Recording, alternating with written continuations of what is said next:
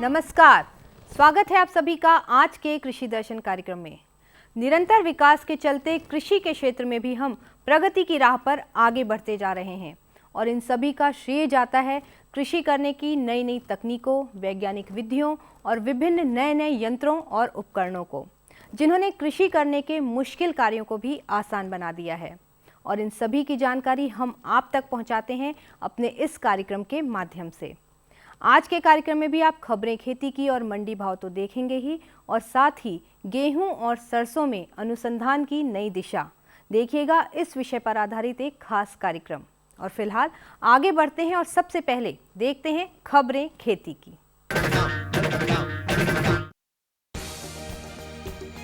मौसम के बदलाव से होगी सोयाबीन उत्पादन में बढ़ोतरी। पशुधन से महिलाओं को अतिरिक्त आय, परियोजना से मिले सफल परिणाम। सहभागिता बीज उत्पादन प्रयास, कृषि विज्ञान केंद्रों की अहम भूमिका। नमस्कार, खबरें खेती की में आपका स्वागत है। मैं हूं रीना रावत। अब खबरें विस्तार से। प्रोटीन से भरपूर सोयाबीन अब केवल उपभोक्ता की नहीं बल्कि किसान भाइयों की भी महत्वपूर्ण फसल बन चुकी है। इधर कृषि वैज्ञानिकों की शोध परक रिपोर्ट आई है कि बदलता मौसम सोयाबीन के उत्पादन में बढ़ोतरी लाएगा। पेश है एक रिपोर्ट। सोयाबीन उत्पादक देशों के लिहाज से भारत का स्थान विश्व के पहले 5 देशों में आता है। मुख्य उत्पादन के अलावा सोयाबीन के बहुत से सह उत्पाद यानी बाई प्रोडक्ट्स भी बहुत लोकप्रिय हैं। इंदौर स्थित सोयाबीन अनुसंधान निदेशालय के कृषि वैज्ञानिकों द्वारा अब तक 105 नई किस्मों की खोज की जा चुकी है। पिछले 40 वर्षों में सोयाबीन की पैदावार का क्षेत्रफल 0.3 मिलियन हेक्टेयर से बढ़कर लगभग 10 मिलियन हेक्टेयर तक हो गया है। गौरतलब है कि सोयाबीन को बहुत कम पानी की जरूरत होती है और इसमें विपरीत स्थितियों का सामना करने की विलक्षण क्षमता होती है। महिला सशक्तिकरण की दिशा में किए जा रहे प्रयासों में पशुधन द्वारा महिलाओं को अपने पैरों पर खड़ा करने में एक महत्वपूर्ण सफलता सामने आई है। ग्रामीण महिलाओं में जागरूकता प्रमाण उनके द्वारा समूह बनाकर किए जाने वाले कार्य हैं। ग्रामीण महिलाओं की आजीविका में सुधार परियोजना को विस्तार देते हुए भारतीय कृषि अनुसंधान परिषद ने अपने 5 नेटवर्क केंद्रों को सुसंगठित किया है, जिसके अंतर्गत महिलाओं को शूकर पालन, बकरी पालन और कुक्कुट पालन की दिशा में प्रशिक्षण और आर्थिक सहायता प्रदान की गई। रिपोर्ट के अनुसार इस परियोजना के तहत बरेली में इज्जत नगर केंद्र पर 5 वयस्क बकरियों और 1 बकरे की इकाई से 11,000 रुपए प्रति पशु आय प्राप्त हुई। परिषद द्वारा ऐसे कार्यकलापों से महिला सशक्तिकरण की दिशा में प्रभावी कार्य किए जा रहे हैं। कहते हैं जैसा बोओगे वैसा काटोगे, यानी बीज अच्छा तो फसल भी अच्छी। इस दिशा में देश में सहभागिता बीज उत्पादन की प्रभावी शुरुआत की गई है। स्वस्थ और भरपूर फसल का आधार है गुणवत्तापूर्ण उन्नत बीज। इस दिशा में कृषि विज्ञान केंद्रों द्वारा सहभागिता बीज उत्पादन कार्यक्रम की महत्वपूर्ण शुरुआत की गई है। इसके अंतर्गत विभिन्न फसलों के उन्नत बीज किसानों के समूह को उपलब्ध कराए जाते हैं और वो सहभागिता रूप में आपस में एक दूसरे को उपलब्ध कराकर बीज की मांग पूरी करते हैं। इस तरह से किसानों द्वारा स्वयं गुणवत्तापूर्ण बीज तैयार किया गया और आगामी फसल के लिए घर बैठे उन्नत बीज सही दाम पर प्राप्त हुआ। गत वर्ष की तरह इस वर्ष भी केंद्रीय भैंस अनुसंधान संस्थान हिसार हरियाणा एक पशु मेले का आयोजन कर रहा है। किसान भाई इस मेले में बेहतरीन किस्म की नस्लों की प्रदर्शनी देख सकते हैं। पिछले अनेक वर्षों से ये मेला किसानों के बीच लगातार लोकप्रिय हो रहा है। इस बार ये मेला हिसार के केंद्रीय भैंस अनुसंधान संस्थान में 1 फरवरी 2014 को हो रहा है। किसान भाइयों, जैसा कि आप जानते हैं, हमारा देश दुनिया भर में दूध उत्पादन में अव्वल नंबर पर है और इस दूध उत्पादन में 50% से भी ज़्यादा, आधे से भी अधिक योगदान है भैंस का। और हो भी क्यों ना, क्योंकि हमारी मुर्रा भैंस विश्व में ख्याति प्राप्त है उसको, क्योंकि वो उससे अच्छी कोई भी नस्ल नहीं है। और उस नस्ल के अच्छे पशुओं को पालने वाले किसानों को प्रोत्साहन करने के लिए केंद्रीय भैंस अनुसंधान संस्थान हिसार हरियाणा में हर वर्ष की भांति इस साल भी 1 फरवरी को भैंस मेले का आयोजन किया जा रहा है, जिसमें आपको उत्तम नस्ल के भैंस, कटड़ियाँ, झोटे इत्यादि देखने को मिलेंगे, जिसमें एक किसान गोष्ठी का भी आयोजन किया जाएगा। इसलिए आप सभी उसमें आमंत्रित हैं। मौसम में भले ही ठिठुरन है, मगर ये फसलों की ओर दोस्ती का हाथ बढ़ाए हुए है। तो आइए लेते हैं दोस्तों मौसम का जायजा। मौसम विज्ञान विभाग के अनुसार अगले 24 घंटों में जम्मू और कश्मीर, हिमाचल प्रदेश तथा उत्तराखंड में बर्फबारी होने की संभावना है।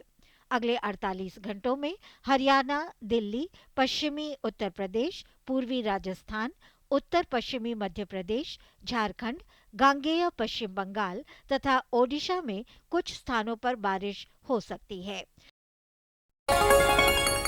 ये लो और बताओ। बस। अरे ये क्या भैया जी, बस इतनी सी रासायनिक खाद? किसानी छोड़ रहे हो क्या? किसानी नहीं, नादानी छोड़ रहे हैं। मिट्टी की जांच कराई है। अब तो लालाजी जितनी जरूरत है उतने ही उर्वरक खेत में डालेंगे। हाँ, किसान भाई आज ही अपने जिले की नजदीकी भूमि परीक्षण प्रयोगशाला में मिट्टी की जांच जरूर करवाएं और मिट्टी में पोषक तत्व, नमी व पौधे के विकास को देखते हुए केवल जरूरत के अनुसार ही पोषक तत्व डालें। और हाँ, मिट्टी में गंधक, जस्ता, बोरोन जैसे सूक्ष्म पोषक तत्वों का पता लगाना भी न भूलें। उर्वरक और जैविक खाद के सही उपयोग से भूमि का उपजाऊपन बनाए रखें, उत्पादकता बढ़ाएं, खर्चा घटाएं और बहुमूल्य विदेशी मुद्रा बचाने में भी सहयोग दें। और हाँ, धीमी गति से नाइट्रोजन उपलब्ध कराने वाले उर्वरकों जैसे नीम लेपित यूरिया को प्राथमिकता दें और यूरिया का पत्तों पर छिड़काव करें। अरे वाह, तू तो सचमुच समझदार हो गया रे। अधिक जानकारी के लिए संपर्क करें जिला कृषि अधिकारी या किसान कॉल सेंटर। आइए अब देश की विभिन्न मंडियों में जिंसों के भावों की जानकारी लेते हैं, क्योंकि मंडियों में चल रहे दामों की सही जानकारी ही किसान भाइयों आपको आपकी मेहनत के सही दाम दिलवाएगी।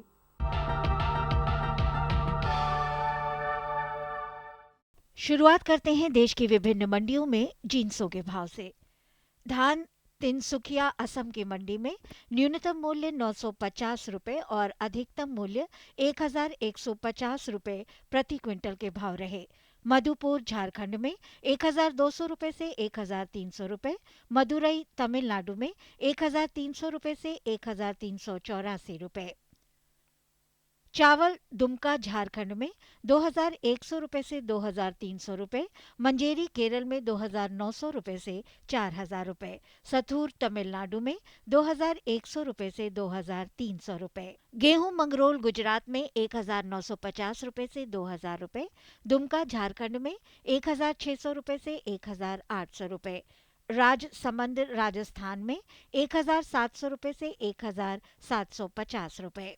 सरसों तेल गोलपाड़ा असम में 7800 रुपए से 9250 रुपए, पुरुलिया पश्चिम बंगाल में 9800 रुपए, जमशेदपुर झारखंड में 8800 रुपए से 8900 रुपए। और अब एक नजर डालते हैं फल सब्जियों के भाव पर। केला शाहबाद हरियाणा में 1800 रुपए, पुलवामा जम्मू कश्मीर में 2000 रुपए से 2200 रुपए, कोल्लम केरल में 2000 रुपए से 2200 रुपए।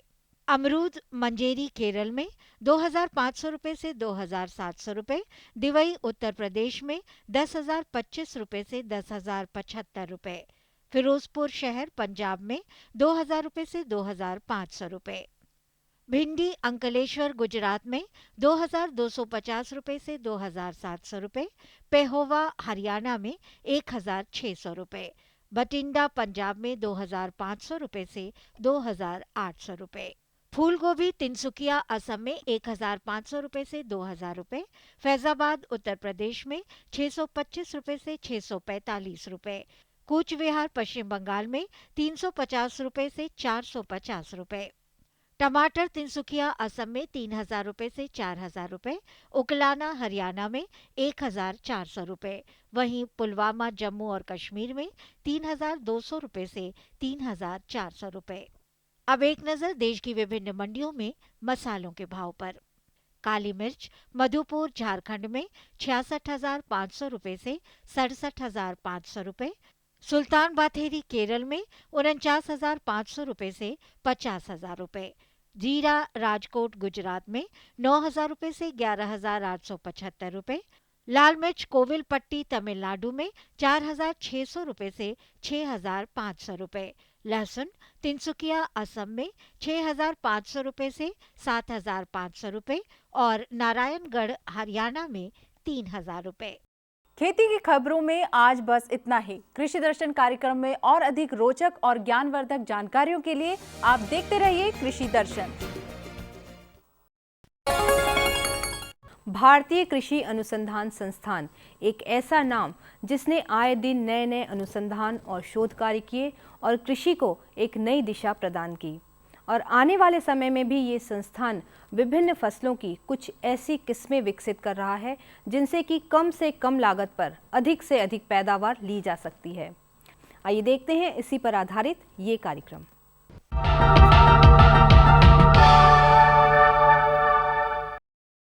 देश के आर्थिक और सामाजिक विकास में कृषि का बहुत ही महत्वपूर्ण योगदान रहा है और अभी भी रह रहा है। हमारे साथ में है डॉक्टर के वी प्रभु, जो कि भारतीय कृषि अनुसंधान संस्थान पूसा नई दिल्ली में संयुक्त निर्देशक हैं। डॉक्टर साहब को बहुत बहुत मुबारकबाद कि आपने के संस्थान ने देश के कृषि के विकास में बहुत ही महत्वपूर्ण योगदान दिया है। हरित क्रांति का सूत्रपात भी आपके यहीं से हुआ है और आपने बहुत सारी नई नई किस्में और तकनीकें दी हैं।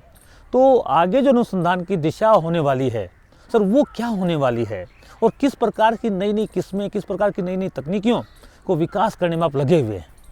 जैसे आपने बताया कि इस संस्था ने जो दिया है किस्में और तकनीकियाँ, उससे आज आप देख सकते हैं भारत में जो सबसे तेज़ चलने वाली, जो सबसे ज़्यादा ग्रोथ जिसने दिखाया है वो एग्रीकल्चर है। इस वक्त इंडस्ट्री से भी आगे है, सॉफ्टवेयर से भी आगे है। इसका सिर्फ वजह ही ये है कि वो सभी चीज़ें तब चलेंगी जब भारत की खाद्यान्न की पूरी हो और फूड प्रोडक्शन जो जितनी चाहिए होगा उतना आए।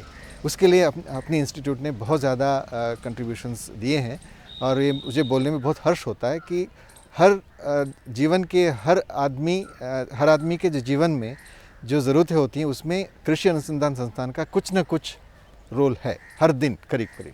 सर, आपने बहुत अच्छी अच्छी गेहूँ की किस्में दी, तो अभी जो नई किस्में आपकी आने वाली हैं उनमें किस प्रकार का आप जोर दे रहे हैं? किसके किस्में किस प्रकार की होनी चाहिए और किसानों की ज़रूरत क्या है? जो ज़रूरत के मुताबिक किस्में आती हैं तो किसान उसका पूरा लाभ उठा के देश को लाभ मिलता है। तो आपका गेहूं की किस्मों में क्या जोर है सर? इस सब भारत की गेहूं का प्रोडक्शन था 1980 तक, हम इसी बात पे जोर दे रहे थे कि जितनी हमें ज़रूरत है गेहूं की उतना हम पैदा करें, बाहर से कुछ ना लाने की ज़रूरत पड़े। तो अब वो जो पूर्ति करने वाली बात है वो तो करीब करीब पूरी है। अब ज़रूरत इसकी है कि जो हम रोटी दे रहे हैं उस रोटी के साथ जो और अंश जो मिलनी चाहिए न्यूट्रिशन के, वो सारे इसमें मिले, जिससे कि जो गरीब हैं जिनको न्यूट्रिशन की आपूर्ति करने में किसी भी वजह से, चाहे सब्ज़ी खरीदने में या इस तरह की चीज़ें जो उनको जैसे मांस मीट मछली खरीदने में कोई दिक्कत होती हो, तो उनमें जो न्यूट्रिएंट्स हैं वो इसमें मिले, ज़्यादा से ज़्यादा मिले, वो हम कोशिश कर रहे हैं। तो एक बात तो वो हो गई। जो जैसे अभी हमारी जो नई वैरायटी निकली है 2967 जो 2967 जो निकली है, मेरे हिसाब से, मेरी अपनी समझ से, जो जितनी भी वैरायटीज़ हमारे ग्रीन रेवोल्यूशन के दौरान या उसके पहले भी भारत में आई, उन सबसे तेज़ी से ये वैरायटी फैली है। सिर्फ 3 साल में ये मेरे हिसाब से करीब 5 से 6 मिलियन हेक्टेयर में अब आ गई है, और हो सकता है ज़्यादा ही हो।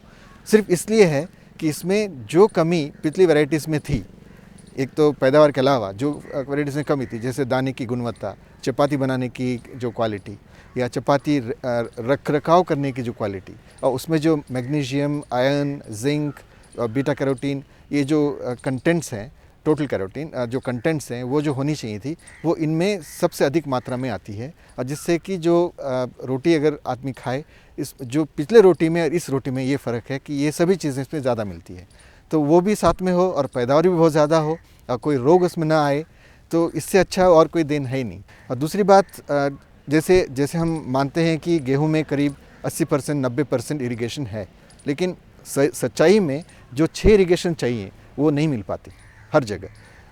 करीब करीब 3 से 5 के बीच में, 3 से 4 औसतन यही होता है, 3 से 4 इरिगेशन सही टाइम में मिलता है गेहूँ में। तो हमने ये कोशिश किया कि वैरायटी ऐसा ही पैदा करें हम जिसको 4 इरिगेशन मिल जाए तब भी वो 6 इरिगेशन जैसे पैदावार दे। तो वो हमने किया। तो 3043 पिछले साल हमने रिलीज़ किया, 2 साल पहले रिलीज़ किया HD 3043, वो ये काम करती है। इसमें आपको अगर आप 3 इरिगेशन दे दें पलेवा के साथ, 2 इरिगेशन दें पलेवा के साथ, पलेवा के अलावा 3 इरिगेशन दे दें, तब भी ये आपको 4.5 से 5 टन हेक्टेयर पे दे देगी। अगर आप पूरी इरिगेशन दे देंगे ये भी 6 टन 6.5 7 टन भी दे देगी। तो ये भी उत्तर भारत की नॉर्थ वेस्टर्न प्लेन्स और पंजाब हरियाणा रीजन के लिए है, उत्तर प्रदेश के लिए है, राजस्थान के लिए है। ये भी एक वैरायटी। तो इसमें ये कमी जो इरिगेशन वाली वो पूरी हो गई। इसमें भी हमने वो न्यूट्रिएंट वाली स्टेटस रखी हैं जो उसमें चाहिए। तो ये 2 किस्में ऐसे होगी। और दूसरी, जैसे अभी पंजाब में कुछ तो धान के बाद गेहूँ लगता है, कुछ कपास के बाद लगता है, कुछ गन्ने के बाद लगता है, कुछ गन्ने के बाद लगता है ना, कुछ अरहर के बाद लगता है। तो वो सभी नवंबर पार हो जाती हैं। जो नवंबर में गेहूँ लगनी चाहिए, नवंबर पहले सप्ताह में लगनी चाहिए या दूसरे सप्ताह के पहले लगनी चाहिए, वो पार होकर दिसंबर में पहुंच जाता है।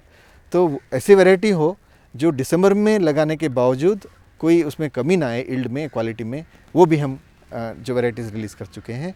जो पिछले साल 2 वैरायटीज़ हमने रिलीज़ किए हैं, जैसे 3090 है एक वैरायटी और 3059 है एक variety. 3059 north eastern plane zone के लिए है और 3090 है वो पश्चिम पूर्वी प्रांत के लिए है, लेकिन उत्तर प्रदेश भी उसमें आ जाता है। तो वहाँ पे हम लेट सोन कंडीशन में इसको आसानी से लगा सकते हैं दिसंबर की इसमें, जिससे कि जिसने भी कॉटन लगाया हो या PSNP लगाया हो या अरहर लगाया हो, उन सबको कोई इसमें कमी नहीं आएगी। और ये पैदावार इतनी बढ़िया देती हैं शॉर्ट ड्यूरेशन में, तो और क्वालिटी भी इन सब की इतनी बढ़िया है। तो ये हमारी कोशिश इस तरह रही है कि अब जो गेहूँ यहाँ से निकलेगा उसमें क्वालिटी और ईल्ड दोनों एक साथ हो। और रोग डिजीज़, हमारी जो एक बैकग्राउंड है कि डिजीज़ रेजिस्टेंस जो रस्ट की दुनिया में कोई और देश में ये काबिलियत नहीं है जितनी कि हमने भारत में दिखाया है। कि चाहे आप लोगों ने सुना होगा कि एक अफ्रीका से एक बीमारी आ सकती थी और ईरान तक पहुंच चुकी थी मेडिटेरेनियन क्रॉस करके, जिसको ब्लैक रस्ट बोलते हैं। UG99 नाम था उसका। ये आने की सारी दुनिया में खलबली मच गई कि क्योंकि किसी के पास उसकी रोकथाम करने की वैरायटीज़ नहीं थी, चाहे अमेरिका हो चाहे यूरोप हो, किसी में भी 90% वैरायटीज़ में इसकी बीमारी आने की शंका थी। हमने इसको पहले से तैयार रख के इसको किया। भारत में आज जो जितनी वैरायटीज़ मैंने नाम लिए, इन सब में उस रोग का कोई असर नहीं है। हम आगे आने वाले वैरायटीज़ में इसको हम कर चुके हैं। तो ये जो क्षमता हमारी रिसर्च के ही वजह से आई है और तैयारी जो पहले से हम रखते हैं उसकी वजह से आई है। डॉक्टर प्रभु, आपने बहुत ही अच्छा काम किया कि बहुत अच्छी अच्छी किस्में निकाली हैं जो लेट में भी अच्छी पैदावार देती हैं, उन पर गुणवत्ता भी अच्छी है और पोषण बहुत अच्छा है उनमें, क्योंकि विटामिन और जो मिनरल्स की आपने बात की, खनिज लवण की बात की, वो सब इसमें बहुत अच्छे हैं। डॉक्टर साहब ये बहुत अच्छा काम गेहूँ के क्षेत्र में तो कर रहे हैं, लेकिन डॉक्टर साहब गेहूँ अकेला नहीं खा सकते, तेल की भी ज़रूरत पड़ती है, दालों की भी ज़रूरत पड़ती है, और इस मौसम की जो खास फसल है वो सरसों है। तो सरसों की कौन कौन सी किस्में आप लेके आ रहे हैं, या सरसों में जो अनुसंधान कर रहे हैं उसमें क्या आपका महत्वपूर्ण क्या क्या प्रायोरिटीज़ हैं, किन को आप ज़्यादा महत्व दे रहे हैं? जो भारतीय सरसों जिसको बोलते हैं ब्रासिका जुनशिया, जो हम यहाँ देख रहे हैं, पीछे देख रहे हैं, मेरे पीछे ये जो खेत है इसी का है। इसमें आप जो देखते हैं एक क्षमता है जो आज हम सुन रहे हैं, इसमें क्लाइमेट चेंज आ रही है या टेम्परेचर बढ़ते जा रहा है या बारिश कम हो रही है या ज़मीन में पानी की कमी हो रही है, वो सभी चीज़ें को झेलने की जो क्षमता इसमें है, इस क्रॉप में है और किसी क्रॉप में नहीं है। तो एक वजह सिर्फ तेल पूरी करने की बात नहीं, किसान को अपनी खेतों में जब ऐसे चीज़ें हो जाती हैं तब भी कुछ न कुछ पैदा करके अपनी जीवन चलाने की या आमदनी बढ़ाने की जो ज़रिया है वो ये क्रॉप है। तो ये जो इन वैरायटीज़ में हमने सिर्फ वही नहीं किया कि ये अलग अलग समय भी बुआई करें।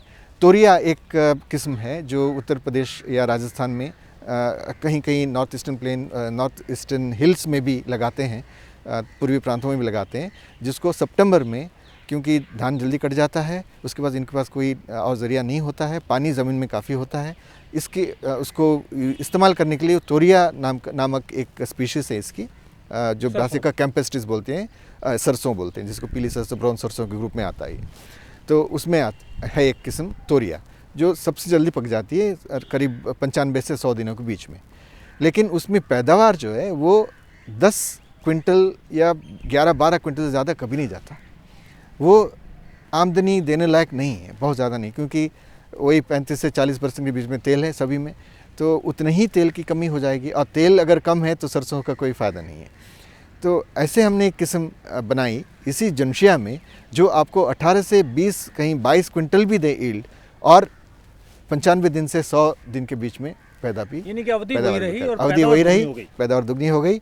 और किसान को जो तूरिया लगाने के बाद गेहूं लेने का जो ऑप्शन मिलता है वो इससे भी मिले और दुगना ईल्ड मिले। तो इससे अच्छा और कोई अल्टरनेटिव नहीं है कृषि में। जैसे अग्रणी हुई, NPJ 92 हुई, इस तरह की वैरायटीज़ हमारे जो अच्छी वैरायटीज़ हमारे पास इसमें, जो अर्ली सोइंग के लिए। एक लेटेस्ट हमारी वैरायटी इसमें पूसा मस्टर्ड 25, जो 100 दिन में पक जाती है और इतनी बढ़िया ईल्ड देती है और इतनी बढ़िया बिहेव करती है। एक पानी आप दे दें, बहुत अच्छा खुशी से दे देगी, नहीं भी है तब भी करीब 15 क्विंटल ईल्ड तो आ ही जाएगा, पानी बिल्कुल ना दें तब भी। उसके अलावा आप ये जानते हो कि मस्टर्ड में एक जिसको कोई अच्छाई मानते हैं, जैसे पूर्वी प्रांत वाले, उसकी जो तीखापन है तेल में। सर, जो इसमें तीखापन आता है, जो हाँ। तेल में जो आंखों झल आती है वो झल नहीं आती, वो कौन सा तेल रखा वैरायटी निकाली है? पूर्वी प्रांत में वो चाहिए, तो इसलिए हमने उसके लिए तो बहुत बढ़िया वैरायटीज निकाली, जैसे पूसा जगन्नाथ है, और पूसा विजय एक हमारी वैरायटी है जो 25 से 28 क्विंटल तक ईल्ड देती है, बहुत बढ़िया, और 140 दिन लेती है, वो मतलब पूरी सीजन की वैरायटी है। वो ऐसे ही और कुछ हमने वैरायटीज़ निकाली जिसमें ये तीखापन बिल्कुल ना हो। हमारी कोशिश ये है कि जैसे लो यूरिक एसिड, जो लो यूरिक एसिड जिसको बोलते हैं, इसकी हमारी कोशिश क्या है, ये जो जैसे मैंने पहले बताया, मस्टर्ड में एक खूबी है कि किसी भी सिचुएशन जहाँ पे पानी कम हो वहाँ पे भी इसको झेलेगा। तो भारत में कैसे ऐसे काफ़ी प्रांत हैं जो इस की जो मस्टर्ड की ग्रोइंग के लिए ठीक है, लेकिन क्योंकि तीखापन है इसलिए वहाँ के किसान न इसको लगा सकते हैं, न इसमें मार्केट होती है। तो हमने ये कोशिश, हमारी कोशिश ये है, कुछ दूसरी की सोच की कोशिश है, जैसे कर्नाटका, महाराष्ट्र, आंध्र प्रदेश के कुछ हिस्से, तमिलनाडु के कुछ ऊपरी हिस्से, वहाँ जहाँ पे पानी कम है और बहुत ज़्यादा अच्छा क्रॉप इस दौरान नहीं होता है, जो रबी में होता नहीं है, और वहाँ पे ये क्रॉप लगाने का पूरा हमारी कोशिश है। हमने ऑलरेडी ट्रायल भी कर चुके हैं हम, और वहाँ पैदावार बढ़िया आ रही है। अब सिर्फ ये तेल में जो तीखापन की वजह से वहाँ के लोग ना खरीद सकते हैं, ना कोई मिल है वहाँ पे, इसलिए किसान को कोई पैसा नहीं मिलता। तो हमने इसमें ये जो क्वालिटी डाली है, अब 6 वैरायटीज़ निकाली हमने। पूसा करिश्मा हमारी सबसे पहली वैरायटी थी, जो हमने करीब 2000 के आसपास निकाली थी। उसके बाद लाइन में हमारी मस्टर्ड का जो ग्रुप है, मेरे हिसाब से भारत में अब तक जितनी मस्टर्ड ग्रुप में जो काम किया उनमें इस वक्त सबसे अच्छा ग्रुप है भारत में, किसी भी समय के आप देखभाल करें देखें तब भी, क्योंकि इतनी वेरिएशंस की जो नीड्स हैं, ज़रूरत हैं किसानों की, वो सबको पूरा करने के लिए, अलग अलग टाइम पे लगाने के लिए, अलग अलग पैटर्न में लगाने के लिए, वो सब के लिए हमारे पास अब वैरायटीज़ आ गई हैं। उसके साथ ये जो खूबी जो मैं बता रहा हूँ यूरिक एसिड वाली, ये और एक अच्छाई आ गई है। तो इसमें क्या है, हम ये कोशिश करें सिर्फ इसी एरिया में नहीं, आगे जो महाराष्ट्र वगैरह में भी आए, क्योंकि अब जो मैं देख रहा हूँ कि काफ़ी जो सुपर मार्केट्स जहाँ पे आई हैं, वहाँ पे लोग 260-300 रुपया लीटर के बेसिस पे कनोला तेल ले रहे हैं, कनाडा से जो आता है, उसमें भी यही खूबी है। और ये नेपस की है, जो क्या बोलते हैं, गोभी सरसों बोलते, उसका तेल है वो, और जबकि ये तेल उससे अच्छा है, और इसमें हम अगर वो क्वालिटी ला रहे हैं तो वो कनोला क्वालिटी हो गया। तो मैं जानता हूँ अगर इसमें 1% तेल की कमी हो भी जाती है, लेकिन किसानों को अगर ख़रीदने वाले लोग मिलते हैं, मिल प्रोसेस करने वाले होते हैं, तो किसान के इसमें बहुत ज़्यादा फ़ायदा हो। जैसे बासमती और दूसरे चावल में जो फ़र्क है वही इसमें भी आने वाला मैं जानता हूँ। तो सिर्फ किसानों को सब्र रखना है और इकट्ठे होके इसको, जिससे कि मिल को कंटिन्यू सप्लाई करने लायक पैदावार मिले, तब ये आगे आ जाएगा। हम मिलों से भी बात कर रहे हैं, उनको भी समझा रहे हैं कि ये जो तेल है ये पूरी भारत में इस्तेमाल होगा, सिर्फ उत्तर भारत में या उत्तरी पूर्वी भारत में नहीं, पूरी जगह इस्तेमाल होगा, क्योंकि ये सभी जगह बार बार इसको आप गर्म कर सकते हैं, कोई ये तीखापन बदबू कुछ भी नहीं आएगी। इस तरह की बातें इसमें इस तेल में आ गई है। तो डॉक्टर साहब, आप तो बहुत ही अच्छा काम कर रहे हैं, आपको बहुत बहुत मुबारक हो, और आपको बहुत बहुत धन्यवाद देते हैं कि आप देश के विकास में बहुत ही महत्वपूर्ण योगदान दे रहे हैं। और आपका संस्थान आगे भी इसी प्रकार से योगदान देता रहेगा और आपका नेतृत्व में और देश विकास करेगा, किसान विकास करेंगे और हमारा जो उत्पादन न केवल बढ़ेगा बल्कि हमारा जो निर्यात है वो भी बढ़ेगा, जिससे हम विदेशी मुद्रा कमा पाएंगे। सर आपका बहुत बहुत धन्यवाद, आप कार्यक्रम में आए और अपनी अच्छी जानकारी दी। धन्यवाद।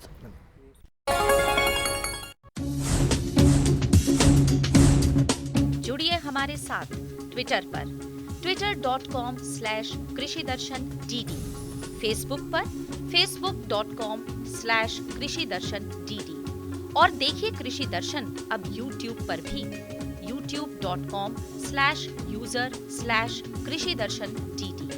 भेजे हमें मेल कृषिदर्शन.dd@gmail.com पर। किसान भाइयों बहनों, ये था हमारा आज का कार्यक्रम। हमें उम्मीद है कि आपको ज़रूर पसंद आया होगा और आप अपनी प्रतिक्रियाएं पत्रों के माध्यम से हम तक ज़रूर पहुंचाएंगे। और अब हमें दीजिए अनुमति, आपका आज का दिन शुभ हो, मंगलमय हो। इसी के साथ नमस्कार।